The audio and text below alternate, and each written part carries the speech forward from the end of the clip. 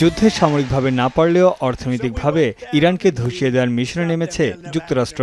সম্প্রতি ইরানের বিরুদ্ধে এ যাবৎকালের সবচেয়ে বিধ্বংসী অর্থনৈতিক যুদ্ধ ঘোষণা করেছেন মার্কিন প্রেসিডেন্ট ডোনাল্ড ট্রাম্প।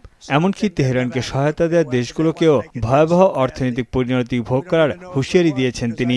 যদিও তেহরানের পাল্টা হুমকি, ট্রাম্পের অর্থনৈতিক যুদ্ধে যারা যোগ দেবে তারাও ইরানের শত্রু হিসেবে গণ্য হবে।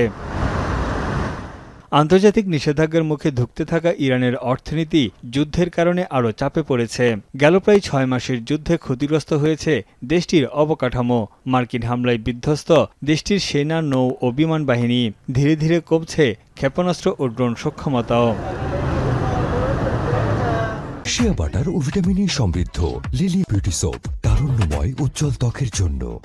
এরই মধ্যে মার্কিন ডলারের বিপরীতে ইরানি রিয়ালের দর রেকর্ড সর্বনিম্ন পর্যায়ে নেমে এসেছে। স্থানীয় গণমাধ্যমের তথ্য অনুযায়ী খোলা বাজারে $1 মিলছে 20 লাখ ইরানি রিয়াল। উচ্চ মুদ্রাস্ফীতি ও নিত্যপণ্যের আকাশছোঁয়া দামে নাজেহাল ইরানিদের জীবন। অর্থনৈতিক চাপে জর্জরিত হওয়ার পরও ওয়াশিংটনের বিরুদ্ধে জোরালো প্রতিবাদ জানিয়ে আসছে তেহরান। হরমুজ প্রণালী কার্যত বন্ধ করে সংকটে ফেলে দিয়েছে গোটা বিশ্বের জ্বালানি তেল সরবরাহে। এর প্রভাবে অর্থনৈতিক ক্ষতির মুখে বিশ্বের বেশিরভাগ দেশ। এমন অবস্থায় খনিজ সম্পদে পরিপূর্ণ ইরানে নতুন করে আরও একটি গ্যাস ক্ষেত্রের সন্ধানের খবর সামনে এসেছে। দেশটির জ্বালানি মন্ত্রী মোহসেন পাকেনজাদ জানান, ইরানের দক্ষিণাঞ্চলীয় ফার্স প্রদেশে 7.5 ট্রিলিয়ন ঘনফুট পরিমাণ একটি গ্যাস ক্ষেত্র আবিষ্কৃত হয়েছে, যা তেহরানের অর্থনীতিতে যোগ করতে পারে কয়েক হাজার কোটি ডলার।